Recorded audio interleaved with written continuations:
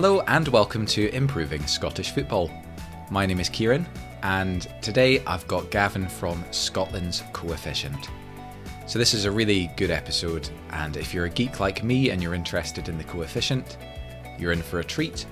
But even if you have no idea what a coefficient is, you're still going to enjoy it because Gavin is going to explain it all in a really clear way. So firstly, we're going to look at how we are currently doing. At the time of recording, we're the 10th ranked nation in Europe, but we are not in a good direction of travel. So we're going to look at how bad things could get, and we'll explore the ramifications for our clubs when we start dropping down the rankings. We're also going to explore the new competitions. So the Champions League, the Europa League, and the Europa Conference League are all being restructured as of next season. Gone are the 8 groups of 4, and instead we're moving to a league format. So again, Gavin is going to explain how all this works, and we'll delve into the benefits and negatives for Scottish clubs. We're also going to look to the future, and we're going to try and predict what's going to happen with regards to the Superleague and whether small nations like ours are going to get screwed over in the long term. So please subscribe and like and comment and share. Please also do leave a 5-star review. So over 90% of the people who listen to the pod haven't left a review yet. So I would really appreciate it if you could hit the 5 stars on whatever podcast app you're using. You don't even have to write anything down. Just hit those 5 stars and it'll help get the pod into more ears. You can also reach out to me directly if you want to, whether it's partnerships, whether it's to suggest a guest or a topic. It's always great to hear from you guys. improvingscottishfootball@gmail.com, or my DMs are open on Twitter. Let's keep this going. Let's improve Scottish football. Right, hello everyone, and welcome to the podcast. Today I'm delighted to be joined by Gavin from Scotland's Coefficient. Gavin, how are you doing? Hi Kieran, I'm very well. How are you? I'm good. Yeah, I'm not bad at all. Thank you for asking. Can we kick this off by you just giving us a little bit of an introduction to yourself and obviously the account that I'm sure a lot of people are familiar with on Twitter and on other mediums?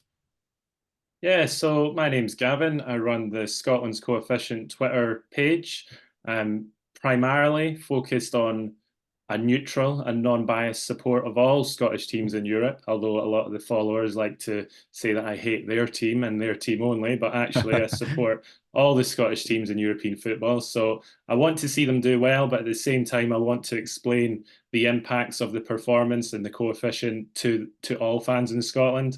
Alongside that, I also touch on the national team. So obviously the Euro qualifying campaign, for example, there was a lot of permutations of how can we win the group, what pot would we go in. I'm quite good at dissecting that information, and I like to share that with others. So that's something else I've incorporated into the Twitter site. I'll do the same for the Euros as that progresses. And then actually on the Euros, so more recently, a lot of people had asked me, I got tickets for Euro 2024 in the general public ballot in November, but I don't want to go and see that country. I want to swap them for Scotland tickets, but there's going to be no mechanism to swap your tickets officially. So without planning, more through wanting to help people, I've decided to launch a website to do exactly that. So I've launched ticketexchange.org, ticket-exchange.org, because Ticket Exchange, the domain costs an extra like $2,500. So went for the cheaper option, where you can register your tickets that you don't want, say which ones you do want, and we'll try and put you in touch with someone else to do the swap. So the two main things I do is run Twitter, Scotland's Coefficient on Twitter, but ticketexchange.org to try and help football fans swap tickets for the upcoming tournament. Brilliant. Yeah, I think the ticket exchange is just a great idea. So well done you on setting that up and managing it, because I'm sure it's not I'm sure it's not a small job. Oh, it's a lot of work, and it's the reason I've stopped doing my podcast myself, just because it takes up so much time. It was someone else's idea, so a lot of followers messaged me asking to do it, and I was kind of like, oh, I don't really want to do it. So I have had someone help me build the website and stuff. So yeah, I've had help getting to this stage, but the swap processing and contacting everyone, it takes a lot of time. But raising money for charity at the same time, and hopefully helping a lot of football fans out. So I'm happy to do it. Brilliant. And, the Twitter account as well is such a great resource. You put so much detail into it, and I'm a total nerd for this sort of Yeah. stuff. I don't know what it is. I love the coefficient, and I've been monitoring it for years, even before I came across, the Twitter account. But the amount of work you put into it, on behalf of everyone, all of your 27,000 followers or however many it is, yeah, really appreciated. Um, so, well, let's get stuck into the coefficient then. Give us a bit of an overview, if you don't mind, on the current state of play and how Scotland are currently faring. Yeah, absolutely. So you've already mentioned it is quite a nerdy thing, and some aspects of it are quite hard to sort of visualize or get your head around it. So most of your listeners, I imagine, will be fairly familiar with it. But just for anyone that isn't, the teams that compete in Europe earn points while they're playing in Europe. They go to their club coefficient for their individual club and the country coefficient for the country they're representing. So in any current season, how you end that season impacts the end of the following season. So what I mean by that is how we finish this season, 23-24, will determine what the champions of next season's Premiership and second place in the Cup winner and so on, where they'll enter in Europe. At the start of each season, you already know what you're playing for. So at the start of this season, we had finished ninth 2 seasons ago, so we already knew that at the end of the season, the champions would go straight into the brand new Champions League format. The runners-up would enter qualifying round 3 and have 2 rounds to get into the Champions League. If they lose either, they drop into the Europa League. And we knew we'd have a third guaranteed league phase, as it'll now be known. It'll no longer be a group stage, but a league phase. So a guaranteed league phase entry goes to the Scottish Cup winners unless the cup is won by one of the top 2. So we already knew that at the start of this season. So we came into this season 9th, which is the highest that Scotland's ever been, and we've done it for 2 years. And I have to be honest about it, we are fortunate to be 9th. Russia, for example, are a top 9, higher than that, top 7 or 8 nation. They're a massive country, massive population, lots of money in their game. They have a lot of teams that do well in Europe. So if they were still allowed to compete in Europe, then they would be ahead of us. So fortunately, our rise, which sort of started when Rangers re-entered Europe under Gerrard and they won all the qualifying rounds where there was loads of points, that then started to coincide with Russia getting banned. So we're probably punching above our weight in 9th place. So it's the highest we've been, and it's likely to be the highest we will ever be.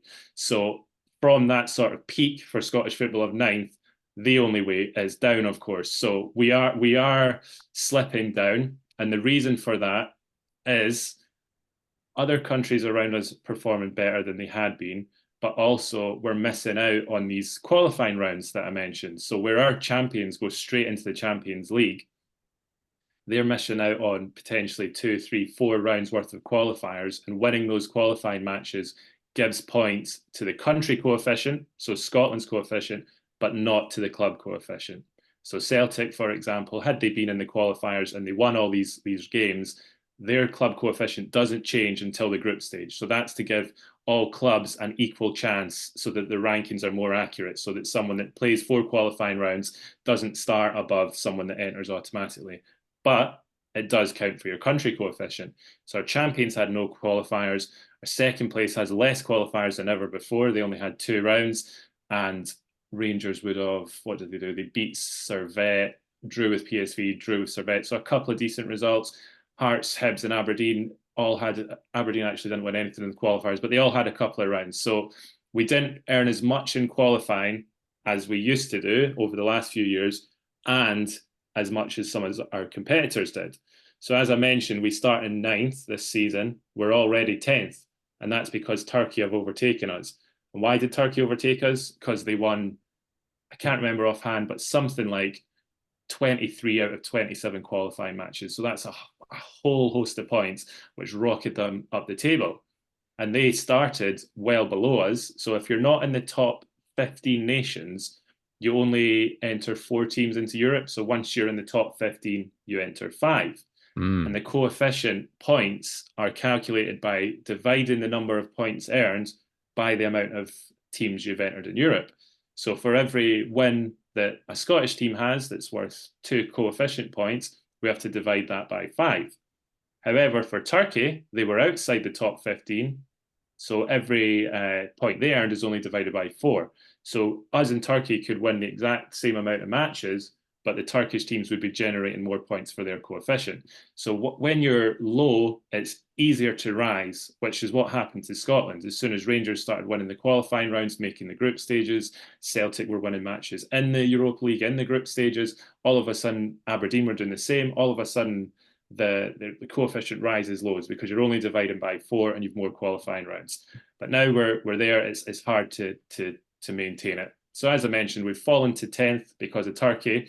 So now the real challenge, I suppose, is to keep 10th, because the top 10 nations are guaranteed that their champion enters the Champions League automatically. If we fall to 11th by the end of this season, the next season's champions, be that Rangers, Celtic, or someone else, unlikely, but hopefully, if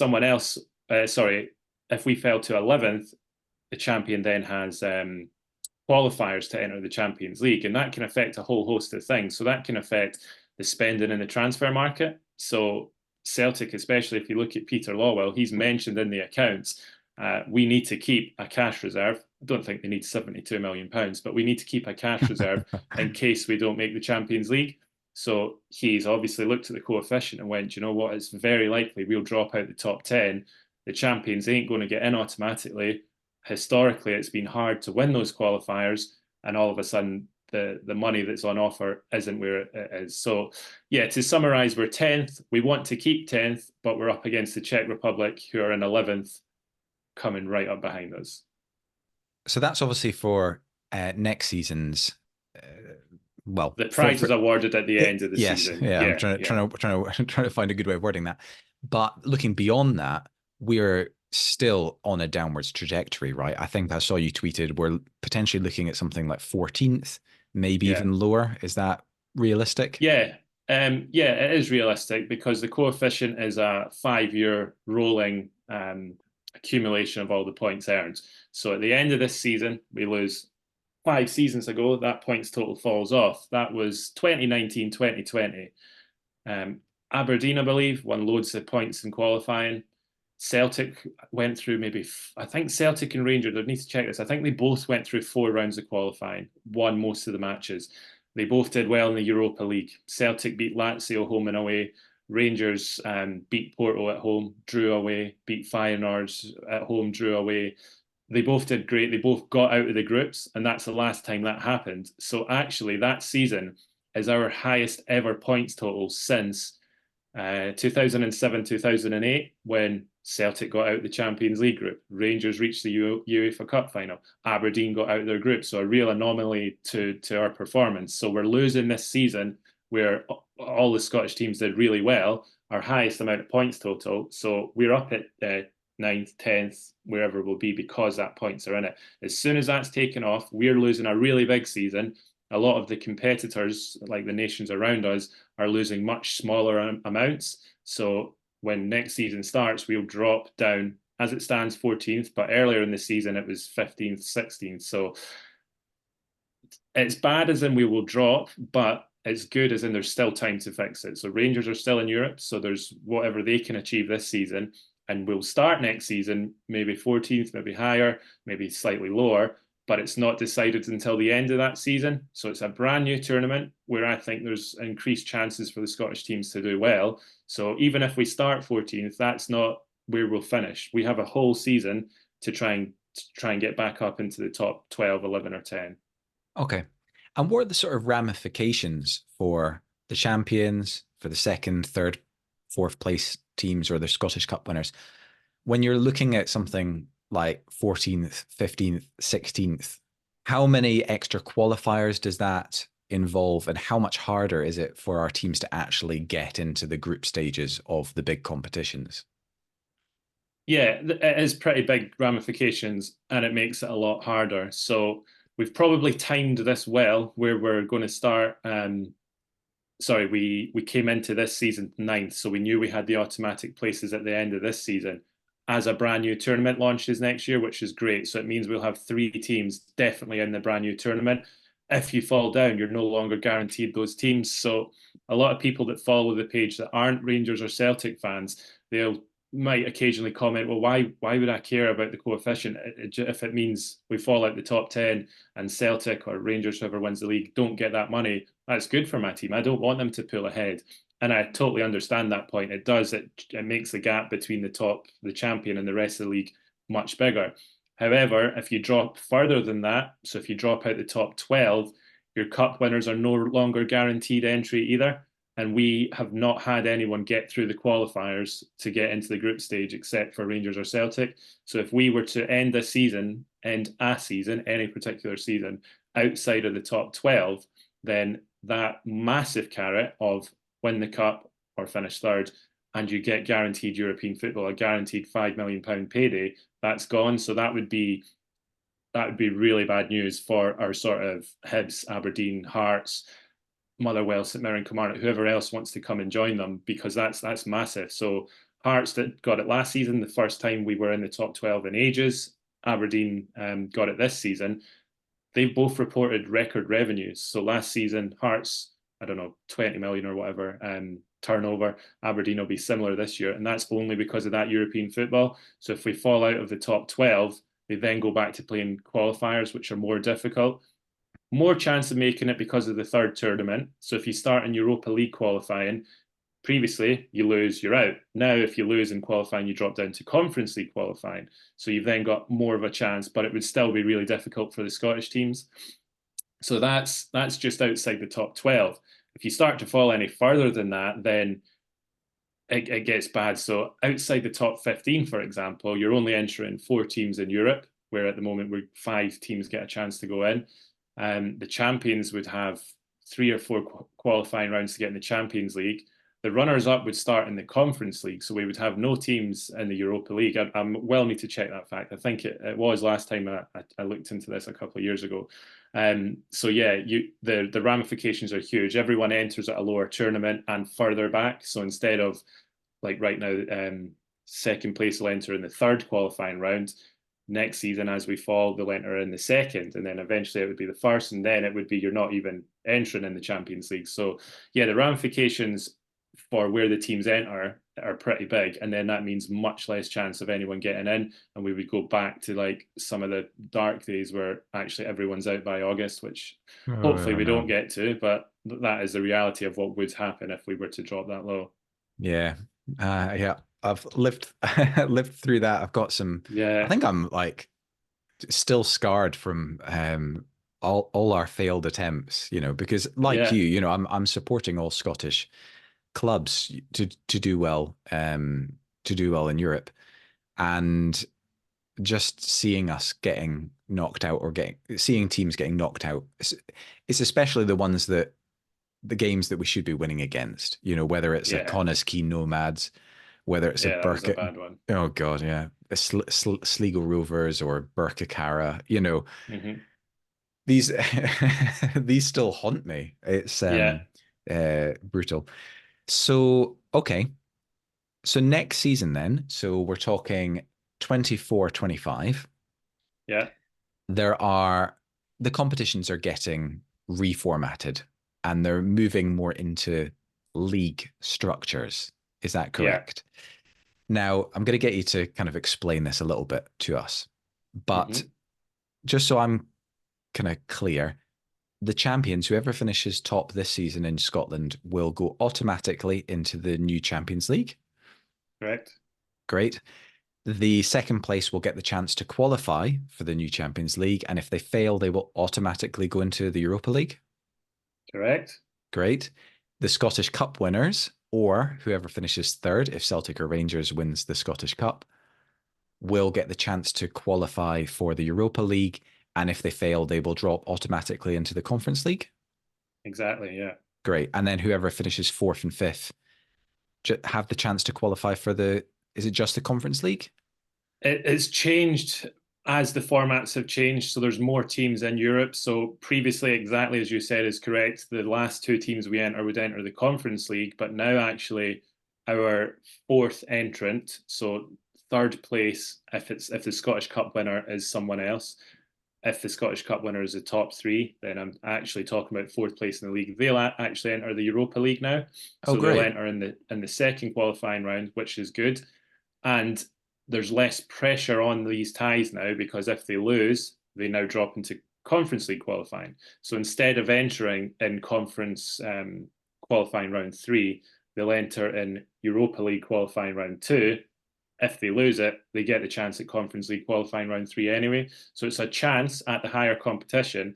And the more rounds you progress, the bigger chance of actually making the group stage. So who's fourth is at the moment? Is it Kelly? So if Kelly enter in Europa League qualifying 2, win that, it will be a winnable tie. Win that, they're now in qualifying round 3. If they lose that, they're in the Conference League playoff.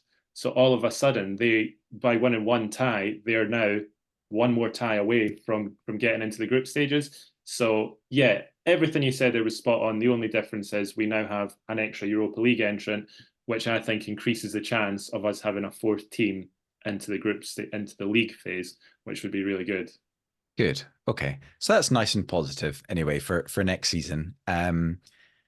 And potentially, I mean, I keep on thinking about this like dream scenario, right? Where Scotland could suddenly have like 4 or 5 football clubs playing in in the Europa group stages. I mean, what an amazing dream that is. Very unrealistic, I know, but It would be fantastic. It's unrealistic, but it's not impossible because 3 of them are already guaranteed. If team number, and I don't like favouring teams, but if team number 4 is Kelly, they're doing really well. Derek McInnes is a really good manager at this level. A problem a lot of our clubs have had is they've entered the qualifiers either with a new manager or, without being harsh, a manager that just wasn't competent enough. And I think they could have done better if they had a manager. So I believe the last time Kelly were in, they lost after Clark had just gone to Scotland. So they had a manager in one of his first games and then they're put out of Europe. So that happens quite regularly. So your dream is good. It would be great. It is unrealistic to have 5, but I think 4 is not impossible. I think as with anything, as with all of our Scottish teams, and I'm including the top 2 in this, how they get on will depend on the draw. So there's going to be quite a big gap in how hard a team you're going to face. If we get favourable draws, so look at Hibs last season, they drew Aston Villa in the playoff round. That was nigh on impossible. Hearts drew PAOK from Greece. Still difficult, but Aberdeen showed later in the year that it wasn't impossible. It was a difficult tie, but not impossible. So somewhere just underneath that level of team will give us a chance of getting more teams into the group stages, into the league phase. yeah. Yeah, I did have a bit of maybe maybe I was just hoping for too much, but this season having the fact that I don't think I'm gonna annoy anyone by saying this, but our 5 biggest teams, Yeah, first time ever. being our entrants, I really did think that gave us our best possible shot, and obviously a mixture of really tough draws and also well, probably a whole myriad of issues in terms of why we couldn't get through those rounds. But yeah, they did well. So it was the first time, as you say, that we've ever had what most would consider the top 5 Scottish clubs in Europe in the same season. And it was the first time that come the playoff rounds, so the last rounds to decide who's in the group stages, all 5 teams were still in Europe. And that's the first time that's ever happened. So progress was made this season. I think it was because the clubs entered were our biggest clubs. Some of the draws early on were more favourable. But yeah, they did okay. It just that final little kick over the line to get someone else in the group stages. Hopefully we will see it next season. Yeah. And of course, if we talk about the bigger picture of Scottish football and the fact that pretty much all of us would love our league to be more competitive and have more than just 2 teams capable of winning it, having regular other SPFL teams regularly qualify for Europe is absolutely crucial to that, because if the likes of Aberdeen or Hearts or anyone else is able to go a few seasons in a row, even if it's just Europa Conference League, the amount of money that that brings in compared to what we get from the regular TV deal, etc., is absolutely huge. and the impact it could have on these clubs in terms of being able to close the gap? It's massive. This is more a reflection on how little money, or little's maybe too harsh, how there's not enough money in Scottish football.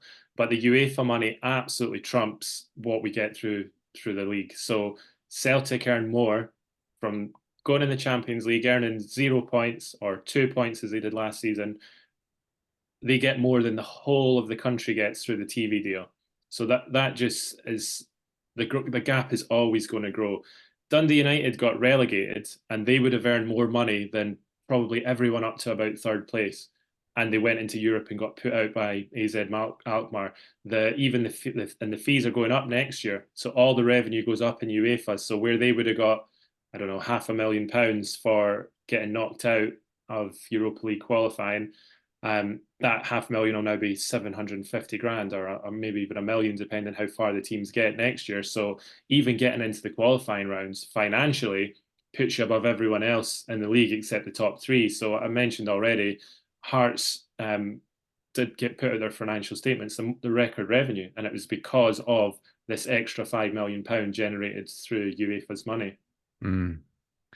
Okay, so let's turn our attention to these new competitions then. Do you mind giving us a little bit of an introduction into how they're going to look for the start of next season, which is 24-25? I have to keep on reminding myself what year we're in. Honestly, yeah. I'm completely losing track here. It'll take until about June, probably, when it's Euro 2024 that I'll fully appreciate what year we're in. So, yeah, I'll go through the tournaments. If it's your first time hearing it, it might be a bit like, I'll need to listen to that again. That was a lot of information. If you've heard it before, you probably already know this, or I might just add a little couple of nuggets that you didn't already know. So, fundamentally, we're moving away.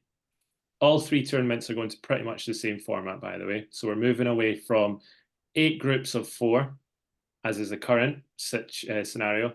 And in that group, you play 3 times, 3 teams, twice, home and away. We've been familiar with that for 20 years now. So we're moving away from that. 8 times 4 is 32. We're increasing the teams by 4. So it's 36 teams now.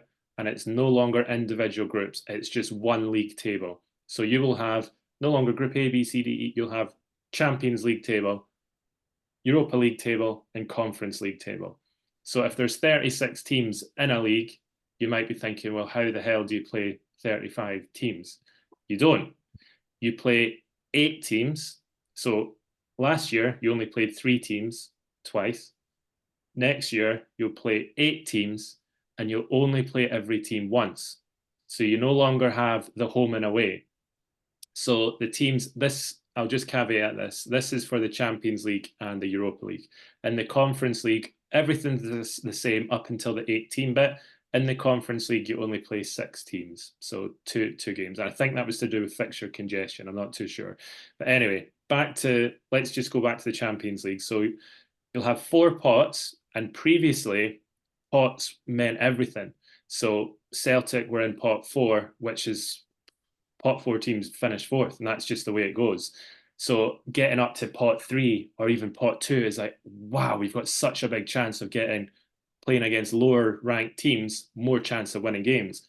That doesn't matter next season. So your coefficient will still decide where you are in the pots, but there's no competitive advantage to being in pot 1 or pot 4. And that's because you'll have the 4 pots of 9 teams. 4 times 9 is 36. So you'll have 4 pots, and every team will draw 2 teams from every pot. So let's just take Celtic because they were in it this year. If Celtic were pot 1, they'll draw Man City and Bayern Munich, say, 2 pot 1 teams. If they were pot 4, they'll still draw 2 pot 1 teams. So it doesn't matter where they are. The good thing for Scottish teams is they'll draw 2 pot 4 teams. So they'll have, and let's do a scenario. So Man City and Bayern Munich are the 2 teams that Celtic draw from pot 1. Man City and Bayern probably won't play each other unless they draw each other. Do you get what I'm saying? So it's not a group where all teams play the same teams. All 36 teams will draw 2 teams from each pot and play 1 at home and 1 away, as in 1 team. So if back to that Man City Bayern thing, Celtic draw Man City, at the Etihad, they don't get them at Celtic Park, but it means they'll get Bayern Munich at Celtic Park, and they won't have to go to the Allianz Arena. So that'll be their pot one taken care of. Pot two, can't think of teams off the top of my head, but let's say it's Atletico Madrid and Napoli or something. They'll take Atletico Madrid. Maybe they have to go to Spain. Hopefully not, because they lost about 5-1 or 6-1, whatever the score was. 6-0, I'm afraid. 6-0, they didn't even score. But obviously just imagining goals to try and get through watching those matches. So they go to Spain to play Atletico Madrid, but the other team, did I say Napoli? They only get them at Celtic Park. They don't have to go to Italy. And that works down. Same for pot three. But the big news is for pot four, they will get two pot four teams as well. So, and some pot four teams have been quite beatable. So I've not looked recently at who's projected, as in who is currently sitting in on those positions. But let's say it's the fourth team in France or whatever. I don't know. They get one of them away and one of them at home. So that all of a sudden, whereas last year or this year, the season we're in, Celtic had to play 6 games, all against teams technically better than them because they're higher ranked in the coefficient. Yeah. Next year, they still play 6 fixtures against teams higher than them. The additional 2 fixtures come from that pot 4 for Celtic. So that's a good news for Celtic. For the pot 1 teams, it's actually now harder to go through your whole campaign unbeaten, because as a pot 1 team, previously you played 6 games against 3 teams all ranked lower than you. You will still get 6 games against, this time, 6 teams ranked lower than you, but you now have two big pot 1 teams that you have to play against. So it should make it more an opportunity to win more games for our sort of level of team. And the whole reason they changed it was because of this Superleague thing. So the Superleague clubs, part of the argument was we don't see enough big games between the big teams. So we didn't see, and some people will say, well, I feel like I've seen that every year, but we didn't see Barcelona v Bayern Munich regularly because the pot 1 teams couldn't play each other in the group stages. If they won their group, they couldn't play them in the last 16 because it was first versus second. So your 2 best teams in Europe, let's say it's Real Madrid and Man City, pretty much they can't play each other till the last 16. And then if they don't draw each other or one gets knocked out, you then go through a season without seeing the best 2 teams in Europe playing each other. This time, that the chances of them playing each other in the group stage, the league phase, is a lot higher now, because it was 0% chance before. They couldn't draw each other if they were in the same pot, but now they can, because they will all play 2 teams from the same pot. So that, from UEFA and from the big club's point of view, provides more big matches on a weekly basis. So therefore, TV money goes up, the revenue that can go split between the teams goes up, and the theory is that meaningful matches, all matches should be meaningful. Because at the moment, a pot 1 team goes in and wins the first 4 games. They're on 12 points. They'll definitely go through, so they can rest players for game 5 and 6, or they don't. It doesn't really matter. People don't want to watch it. Whereas in the new format, every place in the league will count. So I'll go on to that next. But just to check, did that all make sense? I do kind of ramble. Did that all? I'm following. This is great. Right. Carry on. You probably already know this though, so you're maybe not the test subject. So if your listeners say, I didn't get a thing that guy said, then tell them to message me and I'll explain anything that I mucked up. So the table then, so every team will play 8 games against 8 different opponents, 4 home and 4 away. You'll see this table on a weekly basis. So, and this will be great for the Twitter account, because I'll be like, oh, 2 more wins and we get to this, blah, blah, blah. There's going to be loads of permutations. But come the end of the league phase, which, by the way, is now in January, the last week in January is where the last couple of games are played. So the whole Scottish football has always dreamed about European football after Christmas. Oh, yeah. And that's been the goal. Now, if you qualify for the top 2 tournaments, you are in European football after Christmas. So you'll have played 8 matches and 2 of them will be at the end of January, which in like the current format, that's the equivalent of playing your 6 group stage matches and then a knockout tie in the last 16 in February or March. So Yeah, guaranteed football up until the end of January. At the end of January, when the league table is then finished, the top 8 teams are automatically through to the last 16. And it's a Swiss-style model of this. Everything I've described is a Swiss-style model. I think they use it in chess or in basketball and stuff like that. But when the teams in the top 8 are placed in the last 16, on the left-hand side of the draw will be whoever finished first in the table. So let's say Man City. Whoever finished second will be on the right-hand side, and they now can't meet until the final. So it's to try and preserve the best teams to make the final a showpiece event, I suppose, that the best teams don't face each other too early in the competition. So the difference between finish and second and third, I suppose, second, you're not going to play the best team in Europe until the final. Third, you might meet them a bit earlier. So the top 8 teams go through and are positioned in the draw for the last 16. One on the left, second place on the right. I think third place is this side, fourth, and so on and so forth. So if you're like 7th and 8th, you've probably got the most chance to meet each other, I think. Haven't really looked into that bit too much. More important, we are not going to be in the top 8 of the Champions League. No way. So we don't really care about that. the next bit is from 9th to 24th. So those teams go through to the knockout round, which we have currently. So we have a similar thing just now where if you finish third in the Champions League, you drop down to the Europa League to have a knockout round. There's no drop downs in the new phases, by the way. Once you're in the Champions League, that's you. You're either in or you're out for the rest of the season. Same for Europa League, same for Conference League. Except in qualifying. I mentioned this earlier. If you start in Europa League qualifying and lose a tie, you drop to Conference League. Yep. So 9th to 24th goes to the knockout round to see who will join the top 8 in the last 16. And that, again, will be matched. So 9th place would play 24th place. So the higher up you can finish, finishing 11th versus finishing 9th means you're going to face a worse team, if you get what I'm saying. So the meaning behind all games being meaningful is every place in the table should, in theory, give you an easier ride in the next round. The first 8, so what is that, 9 to 16? Or maths isn't great, but whatever the first 8 numbers are, they will be seeded. So they'll get the home tie second. So again, 24, 23, 22, 21.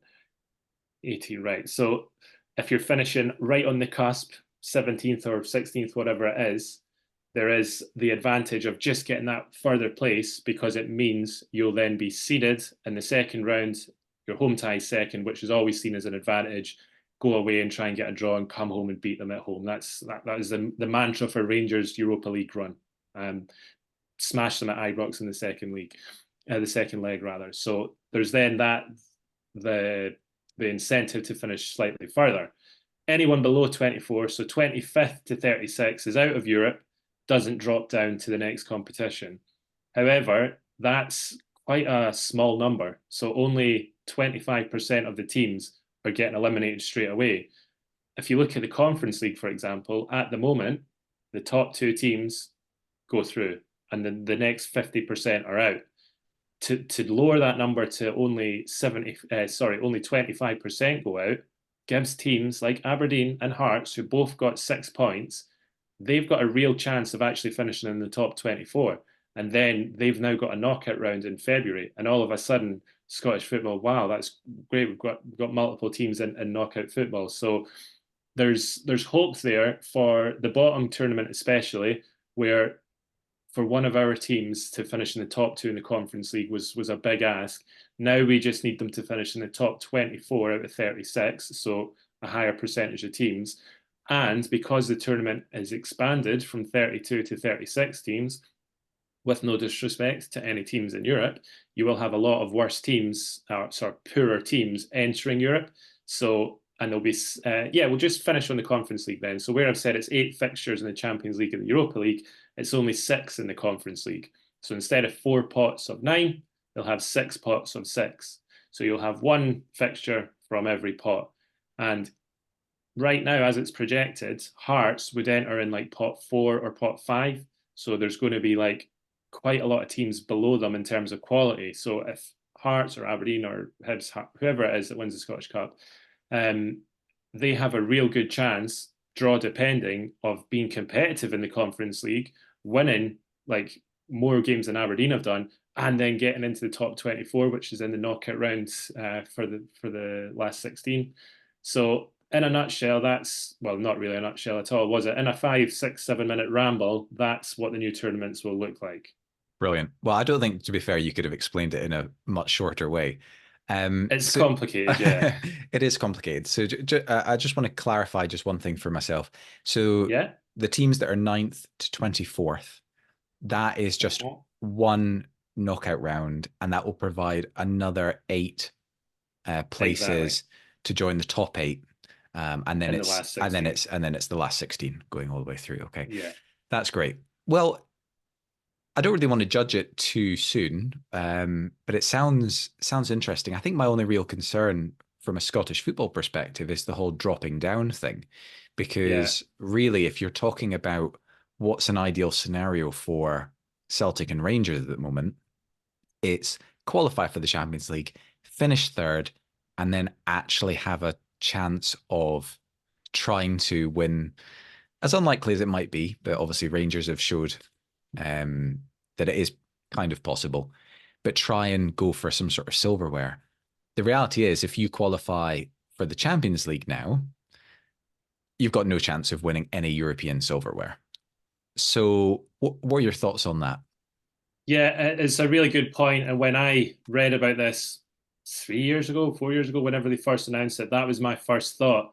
Because the aim, as you say, for the top team is get in the Champions League, bank all the money, do just enough to finish third and drop down. Now we don't have that. But I then looked into it, and this was a long time ago, so I don't have the figures fresh in my head. How often did that actually happen? And it didn't really. So there was maybe, I can be challenged on this, maybe 3 or 4 times. Obviously, I remember 2007 and 8, Rangers dropped down and reached the final. There wasn't many occasions where someone dropped down at all or dropped down and did really well. So in theory, it was the aim, but it didn't really happen. So Celtic might have been the last one. Did they drop down and they faced Zenit, I think, in the knockout round? It was rare, right? So I then thought, actually, it was something we never really achieved as a country, and you've already got more games. So from a financial point of view for the club and for a fan journey, I suppose, you're going to have more European games anyway. The only downside, as you've said, is in terms of can we win a European trophy? The answer will be no if you're in the Champions League, and that's just what's going to happen. The disadvantage of winning the league, if there is one. But as I've said, we're now going to start slipping down the rankings slightly. The champions are going to have qualifiers. They might not even make the Champions League. So where financially it will be like, we've missed out on like more than double the money that we would have got in the Champions League. But competitively, it's the level. Rangers and Celtic are not Champions League level teams. They're Europa League level teams. So it's where they should be trying to compete. And from there, they've got just as good a chance. Well, they've got an all right chance of getting out of the Europa League stage and getting into the knockout rounds. Yeah. And on the flip side, to my point is, I guess, if Celtic or Rangers are in the Europa League, then you're not actually going to have all these, quite good teams dropping down from the Champions League, exactly, and then diluting the amount of teams that could potentially win it. So it maybe gives, if they go straight into the Europa League, it maybe gives them more of a chance of winning it than the old format. And that's a brilliant point, because that is, look at Sevilla. They always did it. They dropped down and won the Europa League all the time. So even in Rangers' run to the final a couple of years ago, the knockout round, they had to play Borussia Dortmund, dropping down from the Champions League, a Champions League level team who had Erling Haaland. Luckily, he was injured for the Rangers games, but they still had Jude Bellingham. It was a Champions League level team. They shouldn't have been in Rangers' way, even though Rangers obviously had one of their best ever away performances of more than my lifetime, I would say.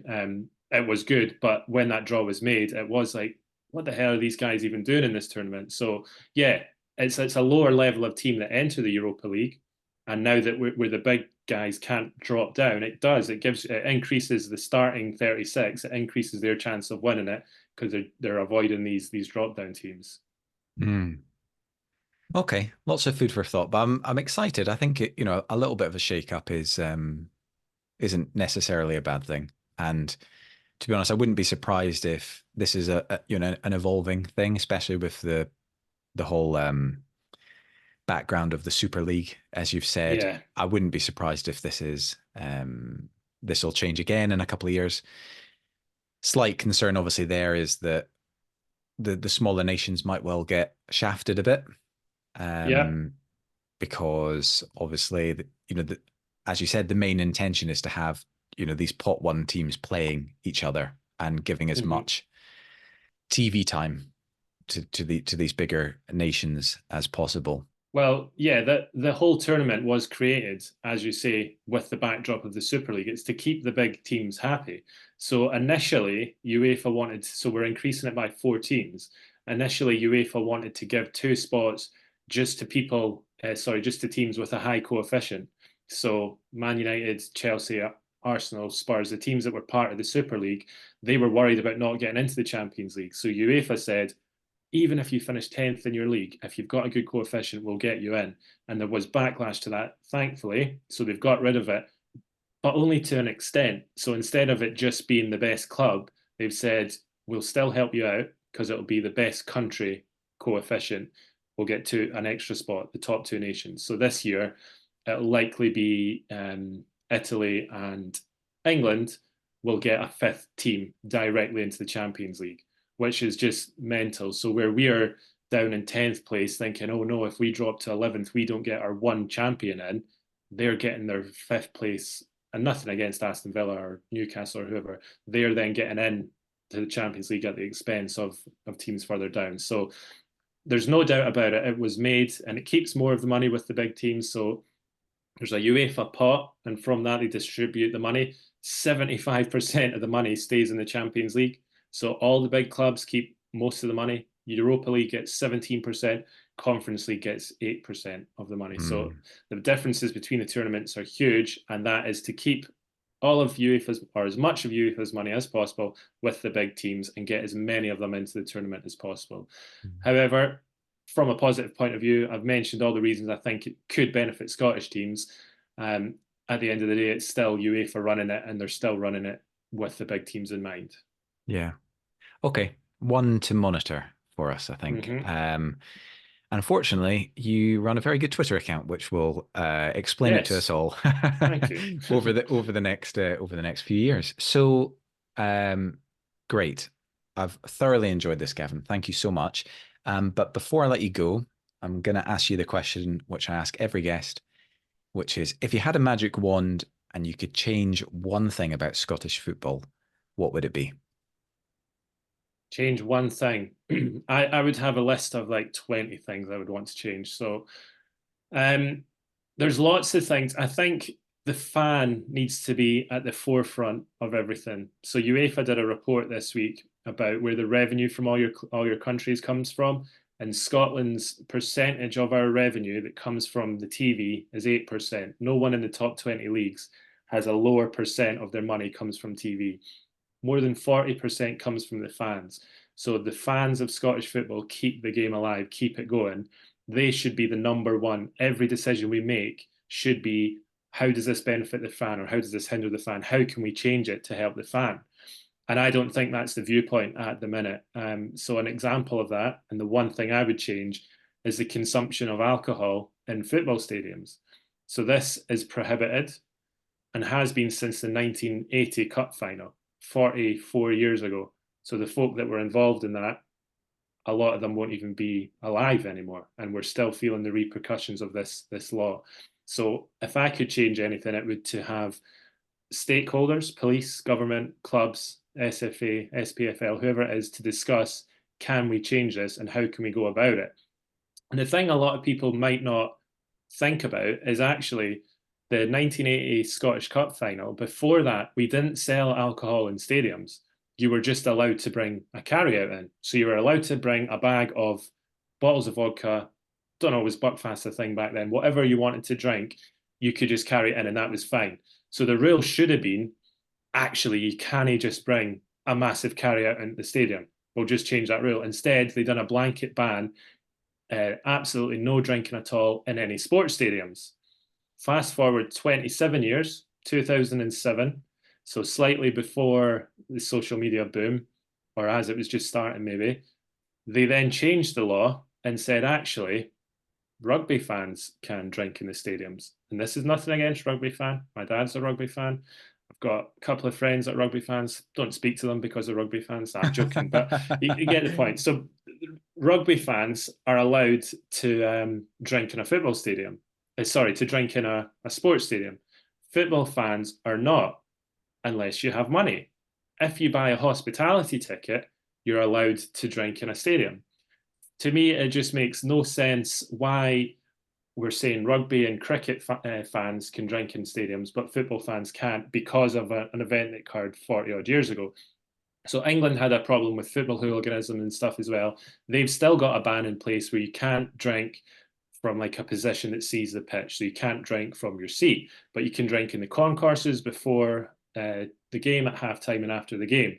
That's what I want to see in Scottish football. So where every club needs more money, if we could have a sensible approach to having alcohol while you're watching sport. And I know as a country we have problems with alcoholism, we have problems with obesity, and we still have like the worst food imaginable on a menu to serve to fans in a football stadium. If it's really about the health of the fans, then why isn't there a law that it can only be salads served in a stadium?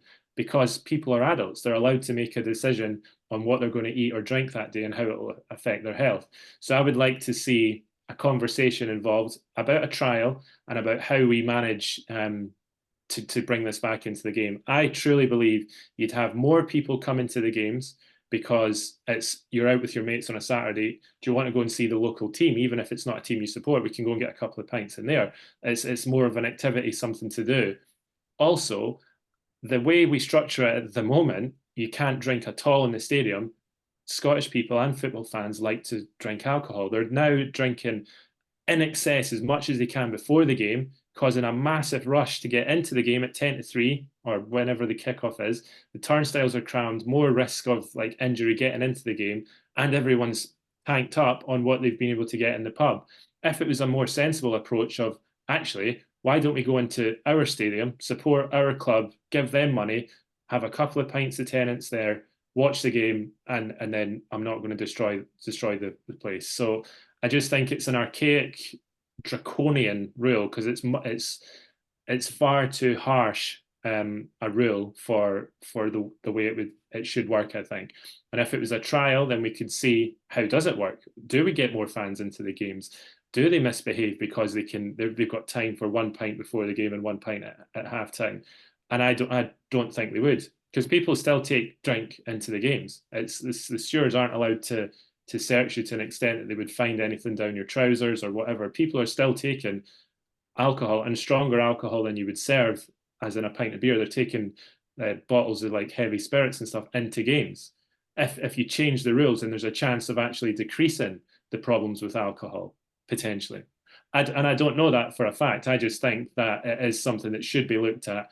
And my magic wand wouldn't be that there's now 5 types of beer to buy in every stadium. My magic wand would be, let's actually just have a proper discussion with everyone and see, do the fans want it? And I think they do. And how can we do it sensibly? So that's what I would like to see changed, amongst other things. That was very articulately put, Gavin. Thank you. I did not really. I didn't realize about the carry-ins that happened back then. And of course, the irony is, because of course people smuggle alcohol into the grounds now, the irony is it hasn't actually changed. People are still smuggling. It hasn't changed at all. And you still see pictures after the games of stewards lining bottles up on the wall, and it's like, oh, look at that club, look how bad they are. Their fans are drinking bottles of Buckfast in the game. It's nothing to do with the club in question. It's just a society thing. People in Scotland want to drink while they're watching football, and a lot of people will abuse that and will drink too much. And right, that's just part of the country, and that's a bigger issue. But a lot of people will just, do you know what? It's a sunny sunny afternoon, I would quite like a pint of beer while watching my team.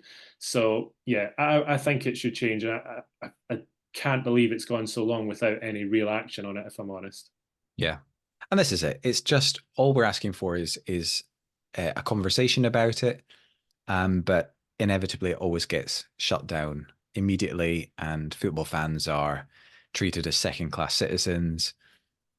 And there are ways of doing it, which, as you say, would be do it on a trial. You phase it in, and if it's not going well, you phase it back out.